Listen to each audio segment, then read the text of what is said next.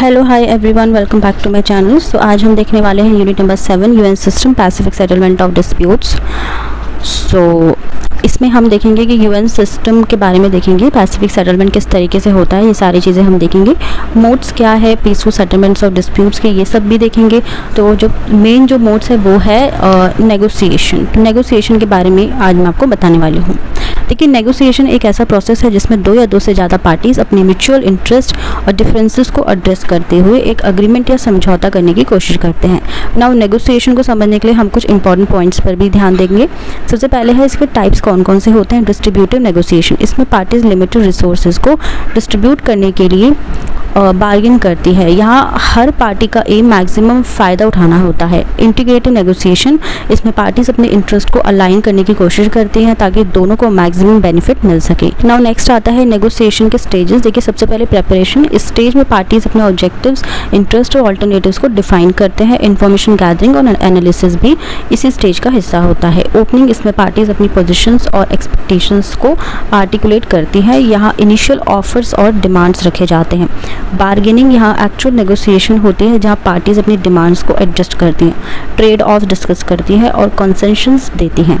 इसके बाद आता है क्लोजिंग। अग्रीमेंट फाइनलाइज होता है और टर्म्स को फॉर्मलाइज किया जाता है, और अगर पार्टीज किसी अग्रीमेंट पर नहीं पहुंच पाती तो नेगोशिएशन ब्रेकडाउन हो सकता है। इम्प्लीमेंटेशन, अग्री टर्म्स को एग्जीक्यूट और मॉनिटर किया जाता है ताकि इंश्योर हो सके कि सब कुछ प्लान के मुताबिक हो रहा है। इसके अलावा नेगोशिएशन स्किल्स भी देखो क्या क्या होती है। कम्युनिकेशन, इफेक्टिव कम्युनिकेशन स्किल्स होना यहाँ पे बहुत ज़रूरी होता है, जिसमें लिसनिंग और एक्सप्रेसिंग थॉट्स क्लियरली इंक्लूड होते हैं। प्रॉब्लम सॉल्विंग, नेगोशिएटर्स को इश्यूज़ को आइडेंटिफाई करके उन्हें क्रिएटिवली सॉल्व करना आना चाहिए। इसके अलावा इमोशनल इंटेलिजेंस, अपने और दूसरों के इमोशंस को समझना और मैनेज करना नेगोशिएशन के दौरान हेल्पफुल होता है। ठीक है, अब जो है स्ट्रैटेजीज़ देख लेते हैं। स्ट्रैटेजीज देखिए, सबसे पहला आता है best alternative to a negotiated agreement. ये आइडेंटिफाई करना ज़रूरी है कि अगर नेगोशिएशन फेल हो जाए तो बेस्ट ऑल्टरनेटिव क्या होगा। इसके अलावा जोपा यानी कि जोन ऑफ पॉसिबल अग्रीमेंट, इस जोन को डिफाइन करना ज़रूरी है। यहाँ दोनों पार्टीज़ के इंटरेस्ट ओवरलैप करते हैं और अग्रीमेंट पॉसिबल होता है। अनकोरिंग, इनिशियल ऑफर को स्ट्रैटेजिकली सेट करना ताकि नेगोशिएशन उसके अराउंड रिवॉल्व करे। कंसेशंस को प्लान करना ताकि आप अपने प्रायोरिटीज़ को प्रोटेक्ट करते हुए म्यूचुअल अग्रीमेंट पर पहुंच सकें।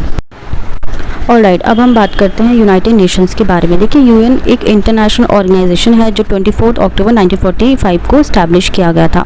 इसका मेन ऑब्जेक्टिव वर्ल्ड पीस और सिक्योरिटी को मेंटेन करना है, देशों के बीच फ्रेंडली रिलेशंस को प्रमोट करना और इकोनॉमिक, सोशल, कल्चरल और ह्यूमैनिटेरियन इश्यूज़ पर इंटरनेशनल कॉर्पोरेशन को एनकरेज करना है।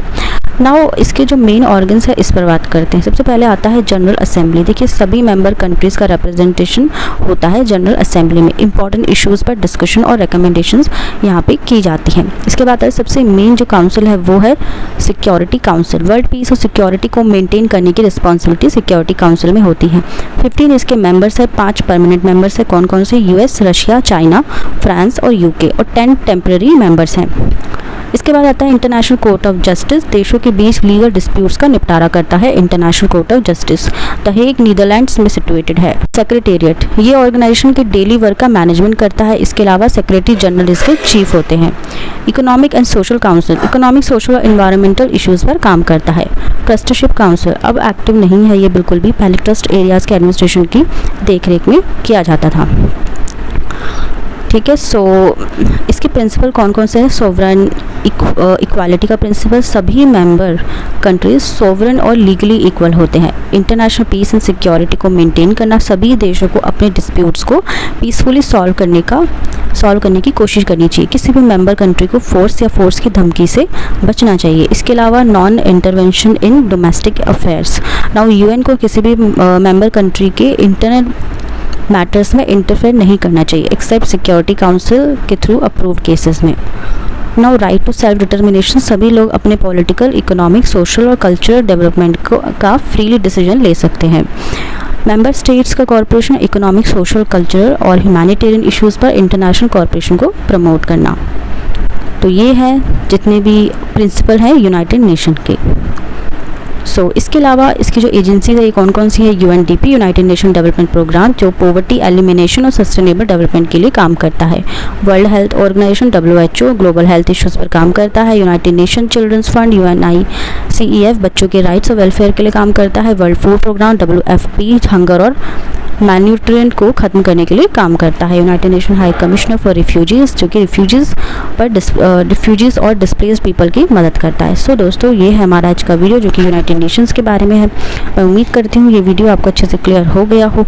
अगर ये वीडियो आपको पसंद आया है तो प्लीज़ लाइक शेयर सब्सक्राइब ज़रूर करें। मिलते हैं अपनी नेक्स्ट वीडियो में। Till then bye bye, take care.